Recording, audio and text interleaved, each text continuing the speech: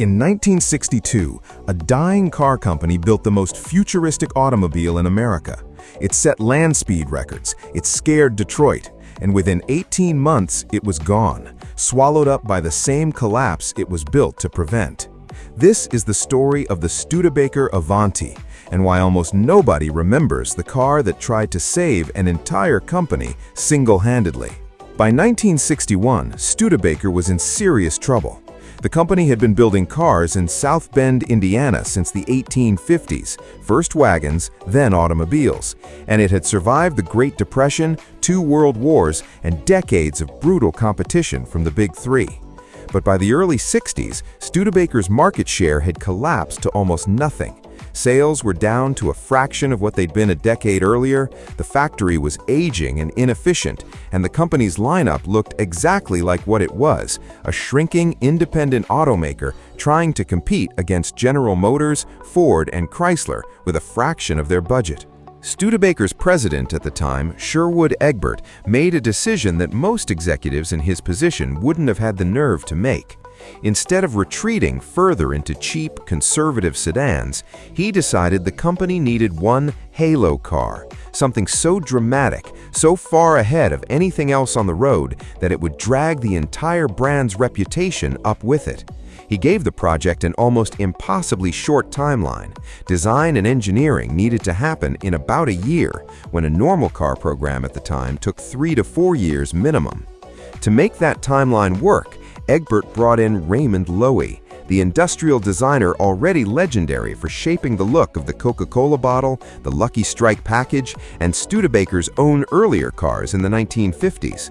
Loewy assembled a small team and locked them away in a rented house in Palm Springs, California, away from the distractions and politics of Detroit-style design committees.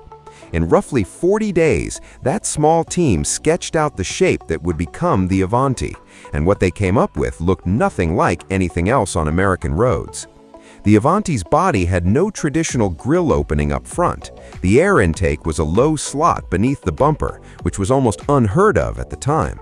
The roofline was low and coupe-like, the doors had no visible frames around the windows, and the fiberglass body, chosen partly because tooling steel dies for a low production car was too expensive and too slow, gave the design team freedom to sculpt curves that steel stamping simply couldn't produce that quickly. Inside, the dashboard looked more like an aircraft cockpit than a 1933 sedan, with a full bank of round gauges and even an available factory tachometer, which was still a rare option on American cars at the time. New, the Avanti was priced at just under $4,500, which put it firmly in the same territory as a Chevrolet Corvette or a well-optioned Ford Thunderbird, a serious statement from a company that most of the buying public had written off as a maker of cheap, unglamorous family cars. To prove the car wasn't just a styling exercise, Studebaker sent a fleet of specially prepared Avantis to the Bonneville salt flats in Utah under the direction of Andy Granatelli, a well-known racing and speed record figure. Over several days of runs, those modified Avantis set more than 20 dozen national and international records across various classes, some of them running supercharged versions of Studebaker's V8 well past 160 miles an hour. For a company that had been quietly written off by the automotive press, this was a genuine shock, proof that Studebaker's engineers could still build something that could outrun cars from companies with 100 times their budget. The press reaction at launch was genuinely enthusiastic. Automotive journalists praised the styling as years ahead of anything coming out of Detroit, and the performance figures backed it up. Even the standard R1 engine was quick for the era, and the supercharged R2 option turned the Avanti into one of the fastest American production cars you could buy in 1963. On paper, the Avanti appeared to have pulled off exactly what Egbert had hoped for, a genuine halo car, capable of changing public perception of the entire brand. What made the Avanti even more remarkable was what was happening underneath the styling. The Avanti was the first American production car to come standard with front disc brakes, a technology that was still considered exotic on this side of the Atlantic and mostly associated with European sports cars. At a time when most Detroit engineers were still perfecting drum brake designs, Studebaker's small team had gone straight to a system that stopped the car faster and resisted fade far better under hard, repeated braking. The Avanti also featured a built-in roll bar integrated into the fiberglass body structure, an almost unheard-of safety consideration for a mainstream American car in 1963, years before rollover protection became a talking point in the industry. Engineers who worked on the project later said the safety features weren't a marketing gimmick. They were a genuine attempt to build the safest fast car on the road, not just the fastest-looking one. But the car's ambition ran directly into the reality of how it was being built. The fiberglass panels, produced under enormous time pressure with a supplier that hadn't fully worked out consistent production tolerances, led to persistent fit and finish problems on early production cars, panel gaps that didn't line up, and body seams that needed hand finishing on the assembly line rather than rolling off consistently from the mold. Studebaker's own dealers reported months of delivery delays waiting for usable body panels, at exactly the moment the car needed to build momentum in showrooms. Customers who had been excited by the magazine coverage and the Bonneville speed records showed up to dealerships and, in some cases, simply couldn't get a car for months. While the Avanti's production problems were being sorted out, the larger company around it kept sinking. Studebaker's core sedan and truck business was still losing money every quarter, and the corporate leadership above Egbert had grown increasingly unwilling to keep pouring resources into an automotive division that hadn't turned a real profit in years. In December of 1963, barely more than a year after the Avanti's launch, Studebaker announced it was closing its South Bend, Indiana manufacturing plant entirely, ending 80 years of vehicle production in the city where the company had built its name. Production of Studebaker's remaining models briefly continued at a smaller plant in Hamilton, Ontario, but the Avanti, the car built specifically to save the brand's reputation, wasn't part of that continuation. Without the specialized tooling and the fiberglass body supplier relationship tied to South Bend, Studebaker made the decision to end Avanti production entirely rather than try to relocate it. In total, fewer than 4,500 original Studebaker Avantis were ever built across the car's brief production run, which is a remarkably small number for a car that had generated this much national attention. The story doesn't end there, though. Most people assume it does.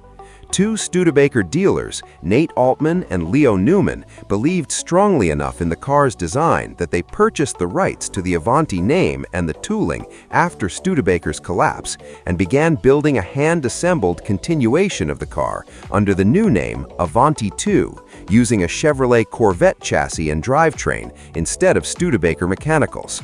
That continuation car, produced in tiny numbers by a small South Bend workshop, actually stayed in low-volume production for decades, changing ownership several more times through the 1980s into the 1990s, a strange afterlife for a car whose parent company had vanished from the automotive landscape entirely by 1966, when Studebaker closed its last remaining plant in Canada and exited the car business for good. So why did a car this significant, a design still referenced by automotive historians, a car that legitimately outran contemporary Corvettes at Bonneville, a car built by a legendary industrial designer under conditions that should have made a great story on their own, end up almost entirely forgotten by the general public? Part of the answer is simply timing. The Avanti launched in the same era as some of the most iconic American cars ever built. The Ford Mustang arrived barely 6 months later, in April of 1964, and it completely rewrote what an affordable American sports car could be, instantly overshadowing nearly everything that came before it, including cars with genuinely better engineering underneath. The Avanti's moment in the spotlight was short, and the market's attention moved on almost immediately to a car that Ford had the manufacturing muscle and marketing budget to sell in the hundreds of thousands. The other part of the answer is the collapse of Studebaker itself. A car's legacy is usually carried forward by the company that built it, through decades of advertising, through parts and service networks that keep old examples on the road, through a brand identity that stays in the cultural conversation. Studebaker didn't get that chance. The company that built the Avanti stopped existing as an American manufacturer within 3 years of the car's debut, and without a parent company left to tell its story, the Avanti simply didn't have anyone left advertising it into the public memory, the way GM kept the Corvette in front of buyers decade after decade. Today, a well-preserved original 1963 or 64 Studebaker Avanti with the supercharged R2 engine can bring anywhere from $35,000 to $60,000 at auction, with exceptional documented examples going higher. Genuinely serious money for a car most casual car fans have never heard of. Collectors and marque historians widely regard it as one of the most significant American automotive designs of the entire decade, a car that proved a struggling independent manufacturer could outdesign and outperform companies with vastly more resources, even if it couldn't outsurvive them. The Avanti didn't fail because it was a bad car. It failed because the company built around it. It ran out of time before the car could prove itself. What's left today is a strange kind of automotive footnote, a design so far ahead of its era that embarrassed Detroit's biggest names for one brief year, attached to a company that vanished before the story could be finished being told.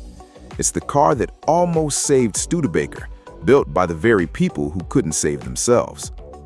Today, the Avanti's small ownership community keeps its story alive largely through dedicated car clubs rather than mainstream attention.